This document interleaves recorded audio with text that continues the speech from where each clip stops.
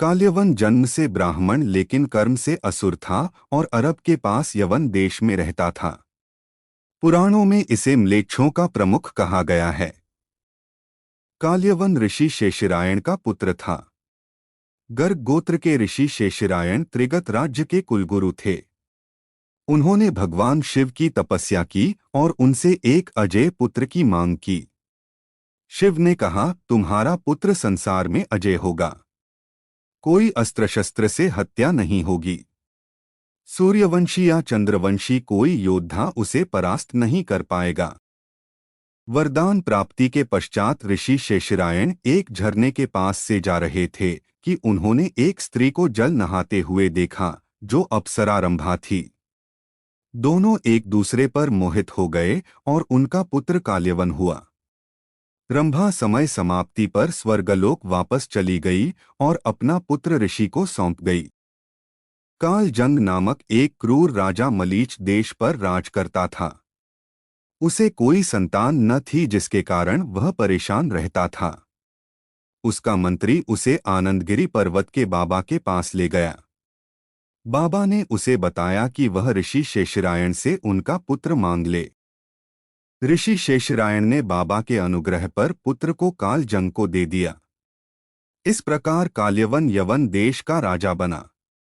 उसके समान वीर कोई न था। एक बार उसने नारद जी से पूछा कि वह किससे युद्ध करे जो उसके समान वीर हो।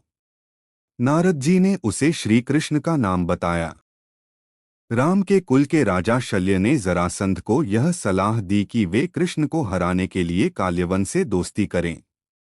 काल्यवन ने मथुरा पर आक्रमण के लिए सब तैयारियां कर लीं। दूसरी ओर जरासंध भी सेना लेकर निकल गया। काल्यवन की सेना ने मथुरा को घेर लिया।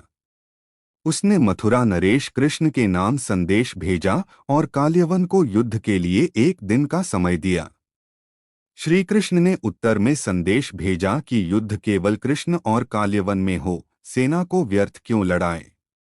काल्यवन ने स्वीकार कर लिया। अक्रूर जी और बलराम जी ने कृष्ण को इसके लिए मना किया। तब श्री कृष्ण ने उन्हें काल्यवन को शिव द्वारा दिए वरदान के बारे में बताया और यह भी कहा कि उसे कोई भी हरा नहीं सकता। श्री कृष्ण ने यह भी बताया कि काल्यवन राजा मुचुकुंद द्वारा मृत्यु को प्राप्त होगा। एक बार इक्ष्वाकुवंशी मांधाता के पुत्र राजा मुचुकुंद देवताओं की सहायता के लिए दानवों से युद्ध करने देवलोक पहुंच गए थे। उन्होंने देवताओं का साथ देकर और दानवों का संहार किया जिसके कारण देवता युद्ध जीत गए। तब इंद्र ने उन्हें वर मांगने को कहा।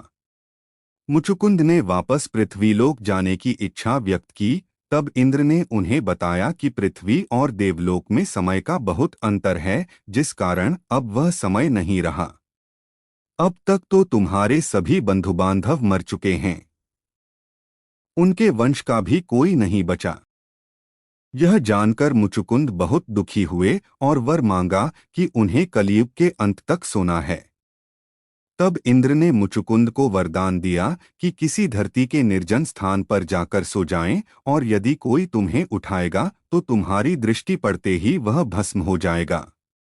इसी वरदान का प्रयोग श्री कृष्ण काल्यवन को मृत्यु देने के लिए करना चाहते थे। जब काल्यवन और कृष्ण में द्वंद्व युद्ध का जय हो गया तब काल्यवन श्री कृष्ण की ओर दौड़ा। श्री कृष्ण तुरंत ही दूसरी ओर मुंह करके रणभूमि से भाग चले और काल्यवन उन्हें पकड़े के लिए उनके पीछे पीछे दौड़े लगा। श्री कृष्ण लीला करते हुए भाग रहे थे। काल्यवन पग पग पर यही समझता था कि अब पकड़ा तब पकड़ा। इस प्रकार भगवान बहुत दूर एक पहाड़ की गुफा में घुस गए। उनके पीछे काल्यवन भी घुसा। वहां उसने एक दूसरे ही मनुष्य को सोते हुए देखा। उसे देखकर काल्यवन ने सोचा, मुझसे बचने के लिए श्री कृष्ण इस तरह भेष बदलकर छुप गए हैं। देखो तो सही, मुझे मूर्ख बनाकर साधु बाबा बनकर सो रहा है। उसने ऐसा कहकर उस सोए हुए व्यक्ति को कसकर एक लात मारी। वह पुरुष बहुत दिनों से वहां सोया हुआ था। पैर की ठोकर लगने से वह उठ पड़ा और धीरे धीरे उसने अपनी आंखें खोलीं। इधर उधर देखने पर पास ही काल्यवन खड़ा हुआ दिखाई दिया। वह पुरुष इस प्रकार ठोकर मारकर जगाए जाने से कुछ रुष्ट हो गया था। उसकी दृष्टि पड़ते ही काल्यवन के शरीर में आग पैदा हो गई और वह क्षण भर में जलकर राख का ढेर हो गया।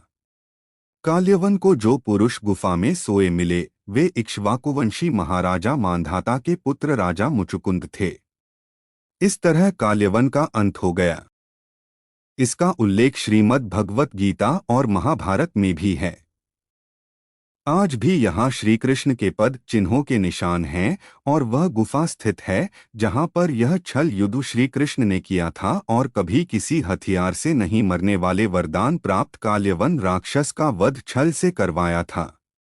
काल्यवन राक्षस के भस्म होते ही भगवान श्री कृष्ण मुचकुंद महाराज के सामने निकलकर आ गए और उन्हें प्रणाम कर सारा वृतांत सुना दिया।